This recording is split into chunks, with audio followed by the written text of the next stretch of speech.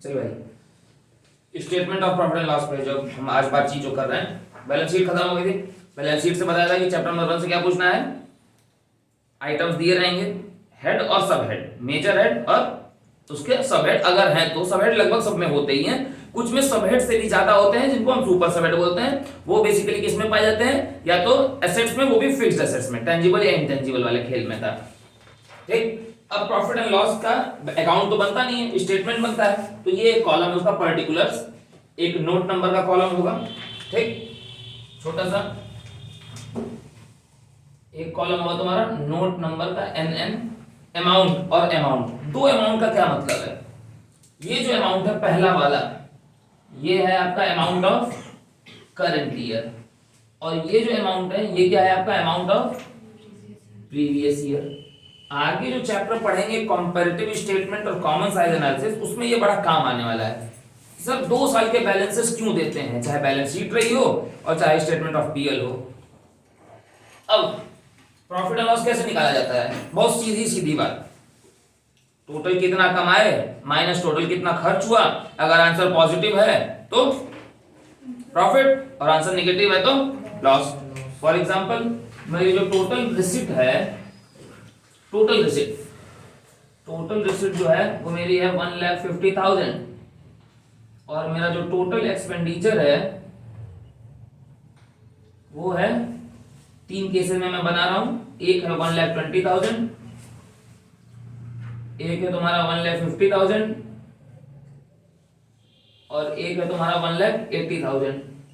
मुझे net result बताओ जरा क्या आएगा। तो सर केस नंबर 1 में क्या रिजल्ट आएगा, केस नंबर 1 में नेट रिजल्ट क्या आएगा 30,000। 1,50,000 कमाए, 1,20 का खर्च हुआ 30,000। केस नंबर 2 में 0 या नील, और केस नंबर 3 में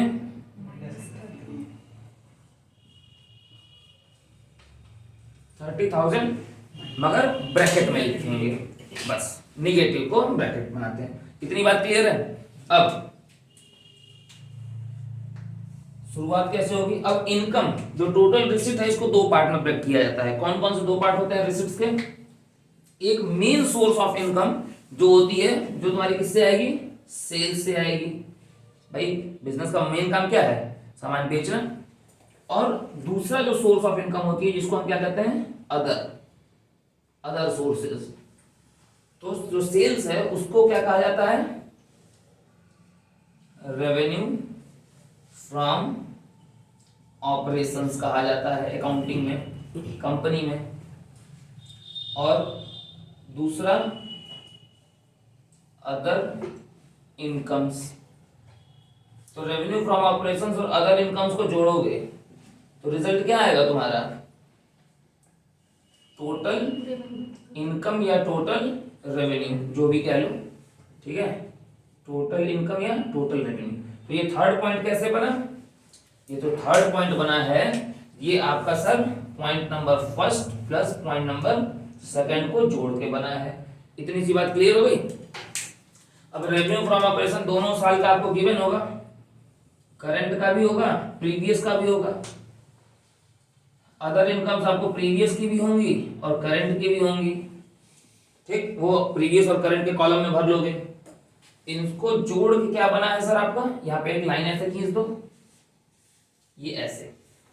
ठीक, 1 + 2 मिला के क्या बना है 3, टोटल रेवेन्यू या टोटल इनकम। ठीक है, इतनी सी बात हो गई तुम्हारी। अब ये इनकम का पार्ट क्लोज हो गया। अब सर क्या जान लिया जाए, अब किसके बारे में जान लिया जाए, कमाई सारी पता चल गई। 1.5 लाख रुपए तुमने कमाए हैं, जिसमें से सेल्स से तुमने कमाए हैं 1,20,000 और अदर से तुमने कमाए थे 30, मगर टोटल तुमने इस साल कितने कमाए थे 150। अब अपने एक्सपेंडिचर पे आओ, तो एक्सपेंडिचर के लिए पॉइंट नंबर 4 बना लो। उसका क्या मेजर हेड क्या होता है, एक्सपेंसेस। ठीक, मगर एक्सपेंसेस को कई पार्ट में कैटेगराइज किया जाता है। ठीक, 12th की अकाउंटिंग में एक्सपेंसेस को कितने पार्ट में कैटेगराइज किया हुआ है, 7 पार्ट्स में। 7 पार्ट में, ठीक है। तो सबसे पहला पार्ट क्या, उसको A B C D E F करके लिखा हुआ है, ई एफ जी तक जाएगा, ठीक, या तो रोमन में 1 2 3 4 5 6 7 तक। सबसे पहला क्या है सर आपका, cost of goods sold, 11th में पढ़ेगा ना, COGS, cost of goods sold, उसको यहां पे क्या लिखते हैं, कॉस्ट ऑफ मटेरियल कंज्यूम्ड, है क्या ऐसा। अब दूसरा क्या है, दूसरा देखो, purchase of stock in trade, purchases of stock in trade. मैं पहले पूरा लिख दूं क्या, उसके बाद इसको एक्सप्लेन करूं। Purchases of stock in trade, चलो इसको पूरा लिख लिए। एक्सपेंसेस की ये 7 कैटेगरीज हैं, ठीक। कॉस्ट ऑफ मटेरियल कंज्यूम्ड, ये मेजर हेड आप डालेंगे एक्सपेंसेस, एक्सपेंसेस को उनके 7 कैटेगरीज में डिवाइड कर लोगे। जो पहली कैटेगरी है वो क्या है, cost of material consumed, COGS, 11 का पढ़े होगे, कॉस्ट ऑफ गुड्स सोल्ड कहते हैं। कॉस्ट ऑफ गुड्स सोल्ड का मतलब क्या होता है, जो सामान बेचा है उसको बनने में क्या कॉस्ट आई है, उसको बनने की कॉस्ट कैसे आइडेंटिफाई होती है, इसका फॉर्मूला है opening stock plus net purchases plus direct expenses minus closing stock, ठीक, ये इसका फॉर्मूला है। ओपनिंग स्टॉक जो पुराना बचा हुआ है वो, प्लस कितने का सामान इस साल खरीदा, प्लस सामान में डायरेक्ट एक्सपेंसेस कौन कौन से लगे, डायरेक्ट एक्सपेंसेस वो होते हैं जो ट्रेडिंग के डेबिट में जाते हैं, और माइनस क्या होता है, जो इस साल बचा रहेगा, अनसोल्ड रहेगा, क्लोजिंग स्टॉक, ये होता है कॉस्ट ऑफ मटेरियल कंज्यूम। फिर है purchase of stock in trade, आप दोनों में से कोई एक ही चीज पे फोकस करते हैं, चाहे कॉस्ट ऑफ मटेरियल कंज्यूम पे, चाहे purchase of stock in trade पे, ठीक है। दोनों में से किसी एक ही पे आपको करना होता है, दोनों का सेंस एक ही है, एक मैन्युफैक्चरिंग बिजनेस के और एक ट्रेडिंग बिजनेस के लिए है। Change in stock, change in stock का फॉर्मूला आपको मालूम है, क्लोजिंग माइनस ओपनिंग, ठीक है।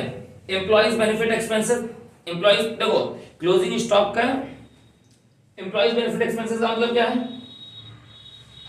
एम्प्लॉय को बेनिफिट के लिए क्या खर्च कर कंपनी कर रही है, तो एम्प्लॉय के बेनिफिट के लिए क्या करते हैं आप, उसको सैलरी देते हैं, उसको वेजेस देते हैं, उसको प्रोविडेंट फंड देते हैं, ठीक है। ये जो तमाम एम्प्लॉय के ऊपर जो वर्कमैन कंपनसेशन रिजर्व देते हैं, गिफ्ट देते हैं एम्प्लॉय को, ठीक है, बोनस देते हैं, ठीक, ये सब, तो ये एम्प्लॉयज बेनिफिट एक्सपेंस।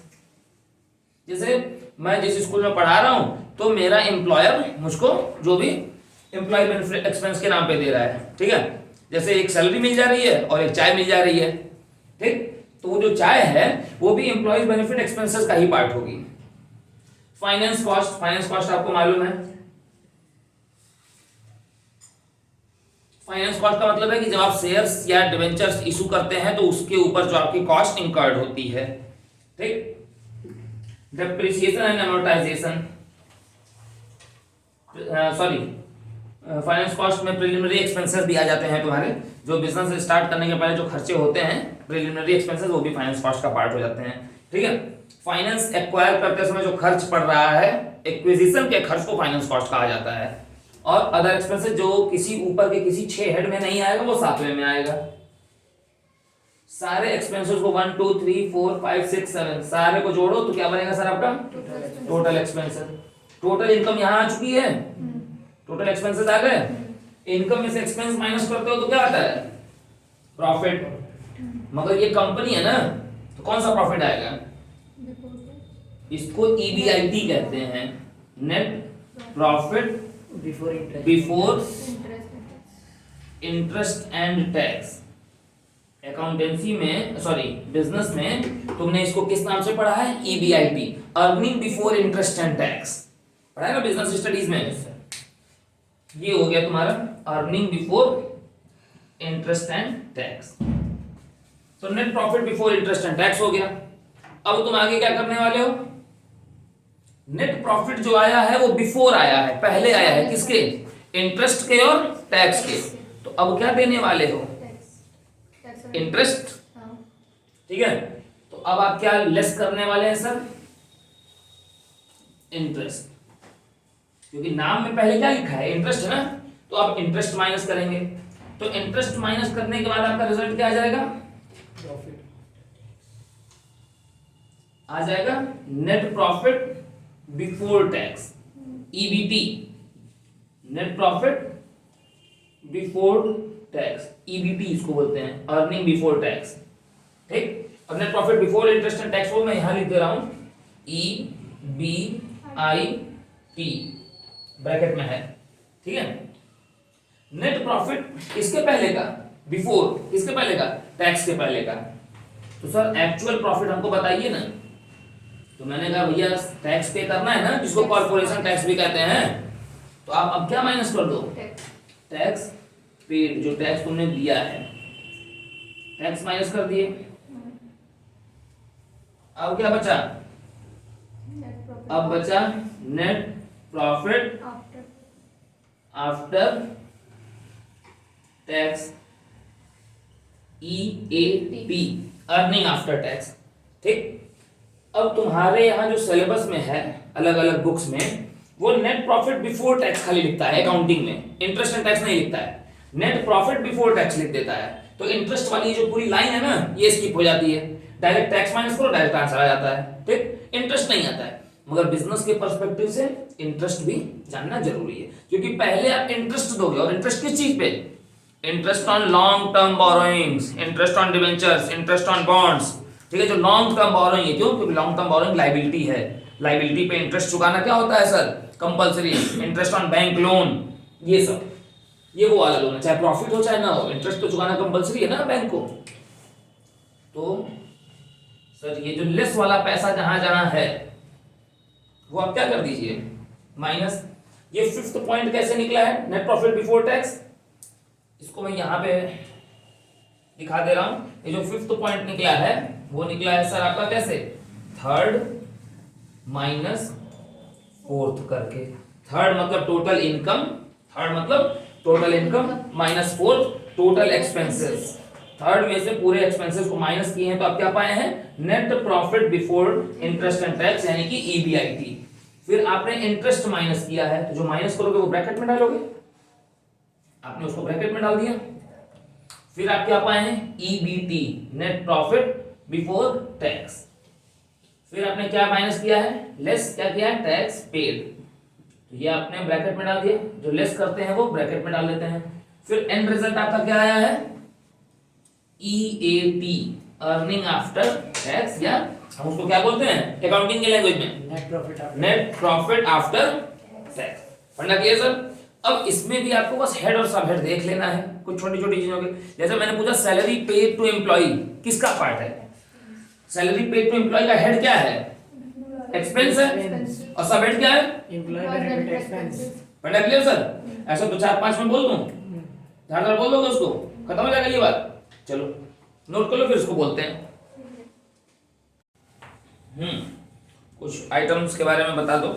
जैसे मान लो कि अगर यहां देखते हुए इस पे, ठीक है, जैसे वेजेस अगर है, तो वेजेस किस में आएगा, वेजेस एंड सैलरीज है, या सिर्फ सैलरीज है, या सैलरीज एंड वेजेस है, तो ये किस में आएगा, एम्प्लॉय बेनिफिट एक्सपेंसेस। ये एम्प्लॉइज बेनिफिट एक्सपेंस क्या हो जाएगा, सब हेड, और मेजर हेड क्या हो जाएगा, एक्सपेंसेस। अच्छा ठीक है। अगर इंटरेस्ट अर्न है तो इंटरेस्ट अर्न, अर्न मतलब कमाई, कमाई मतलब इनकम में जाओ, तो इंटरेस्ट अर्न किस में आएगा भैया, अदर इनकम, ये इसका सब हेड हो जाएगा। और मेजर हेड क्या हो जाएगा तब, टोटल रेवेन्यू या टोटल इनकम कह लो, ठीक है। या अदर इनकम को अगर हेड बना दिए तो सब हेड भी फिर अदर इनकम ही रहेगी, ठीक। सेल अगर है तो सेल, या सेल्स अगर है तो रेवेन्यू फ्रॉम ऑपरेशंस, वही हेड भी है वही सब हेड भी है, उसमें कोई अंतर ही नहीं है, वही हेड है वही सब हेड है। इंटरेस्ट ऑन पब्लिक डिपॉजिट, अब पब्लिक डिपॉजिट पे इंटरेस्ट दिया गया है, इंटरेस्ट का देना क्या है, एक्सपेंस है, खर्चा है, तो हेड क्या हो गया, मेजर हेड एक्सपेंसेस, और सब हेड क्या हो गया, फाइनेंस कॉस्ट, ठीक। इंटरटेनमेंट एक्सपेंसेस, इंटरटेनमेंट एक्सपेंसेस का मतलब क्या है, जब एम्प्लॉय, जैसे आपके यहाँ ऑफिस में जब आप क्लाइंट मीटिंग में क्लाइंट को एंटरटेन करने के लिए बॉस ने बोला है कि ये फला क्लाइंट आ रहा है, फला जगह का डेलीगेशन आ रहा है, उसको आपको जो भी एंटरटेन करना होगा, ठीक है, वो आप देख लीजिएगा, ठीक। तो वो उस क्लाइंट को पकड़ने के लिए हमने उसको एंटरटेन करने का, ठीक है, जैसे उसको मान लो कि चाय पानी का खर्चा, उसको यहाँ वहाँ घुमाने का खर्चा, ठीक है, या उस तरह की तमाम सुविधाएं पर्क जो है वो उसको देने का, तो ये किसमें आएगा सर आपका, एम्प्लॉइज बेनिफिट एक्सपेंस ये नहीं है, कुछ लोग ये गड़बड़ी कर देते हैं। क्यों? क्योंकि वो बॉस ने तुमको पैसा दिया जरूर है मगर वो तुम्हारे अपने यूज के लिए नहीं दिया है, वो बेनिफिट उठाने के लिए दिया है उस क्लाइंट से। तो ये किसमें आएगा सर? अदर एक्सपेंसेस में। ठीक है। सेल ऑफ स्क्रैप, स्क्रैप मतलब क्या होता है? कबाड़ा, ठीक है, कचरा। तो कबाड़ा या कचरा बेच के, कबाड़ा किस चीज का बेचोगे भाई? बिजनेस के जो गुड्स रहे होंगे, जो कुछ एक्सपायर रहे होंगे, इस तरह की चीजें। तो सेल ऑफ स्क्रैप किसमें आएगा? आंख बंद करके, रेवेन्यू फ्रॉम ऑपरेशन। ठीक है। Interest on term loan, interest जैसे ही वर्ड दिखाई दे, फाइनेंस कॉस्ट। ठीक। Purchase of stock in trade, stock in trade तो यहीं कहीं लिखा हुआ है, ये second point, major head expenses. ठीक है। तो ऑलमोस्ट हमने 7-8 कितने कर लिए? 7 हुए? हो गए ना? बस ठीक है। तो ये चैप्टर कंप्लीट हो गया, हेड्स ऑफ हेड का मामला कंप्लीट हो गया, 4 नंबर हमारे कंप्लीट हो गए। इसके बाद नेक्स्ट एक चैप्टर है कुछ 4-5 पेजेस का, उस चैप्टर से भी आता है। ठीक है। 1 मिनट में बता भी दे रहा हूँ। उस चैप्टर का जो तुम्हारा नाम है वो है फाइनेंशियल स्टेटमेंट एनालिसिस, चैप्टर का नाम ही है। ठीक है। वो पूरी तरह से थियोरेटिकल चैप्टर है, फाइनेंशियल स्टेटमेंट एनालिसिस। उससे क्या आएगा? Objectives of financial statement analysis क्या होते हैं, फाइनेंशियल स्टेटमेंट एनालिसिस होती कितने तरह की है। ठीक है। ट्रेंड एनालिसिस है, टाइम एनालिसिस है, टाइम सीरीज है, ये है। ठीक है। डीमेरिट्स क्या है? मेरिट्स तो बहुत रेयरेस्ट पूछता है, डीमेरिट, ऑब्जेक्टिव और टाइप्स, इस पे बस फोकस करना है। ठीक है। 3 नंबर की एक थियरी का क्वेश्चन जरूर रह रहा है पार्ट बी में, थियोरेटिकल क्वेश्चन में एक 3 नंबर में। ठीक है। ये जरूर रह रहा है उस चैप्टर से पर्टिकुलर। पहले उस चैप्टर का वेटेज 1 नंबर हुआ करता था, उसका 3 नंबर हो गया है। Is that clear? अब 2 कॉमन चैप्टर है, मिला के एक साथ पढ़ेंगे, कॉमन साइज और कॉम्पेरेटिव। तो ये चैप्टर पार्ट बी का खत्म हो गया। ऑलमोस्ट हमने 4 नंबर से 6 नंबर तक की पढ़ाई हमने कंप्लीट कर ली है। ठीक। एक चीज बाकी रह गई है, वो शेयर वाले चैप्टर के पर्सपेक्टिव से है, और वो क्या चीज है? नोट्स टू अकाउंट्स बनाना, शेयर कैपिटल का फिगर निकालना। तो वो हम शेयर वाले ही में उसको हम सीख लेंगे। फंडा क्लियर है सर? तो ये चैप्टर नंबर 1 और चैप्टर नंबर 2। चैप्टर नंबर 2 में क्या पढ़ना है ये बताना, क्योंकि थियरी को मैं बोर्ड पे लिखूंगा नहीं, एक्सप्लेन करने में होगी दिक्कत। ठीक। तो ये आपको उसके लिए वो या तो कंप्यूटराइज्ड वो चाहिए, वो है नहीं अपने पास, तो इतने से काम हो जाएगा। चैप्टर 2 में क्या जरूरी चीजें हैं वो तुम पढ़ लोगे। ठीक है। फंडा क्लियर सर? चलो इसको हम खत्म कर रहे हैं, ये चैप्टर खत्म हो गया। अब हम नेक्स्ट वर्किंग डे पे क्या शुरू करेंगे? कॉमन साइज और कंपैरेटिव। पहले कंपैरेटिव पढ़ेंगे, उसके बाद हम क्या पढ़ेंगे सर? Common size. ठीक। चलो बाय बाय।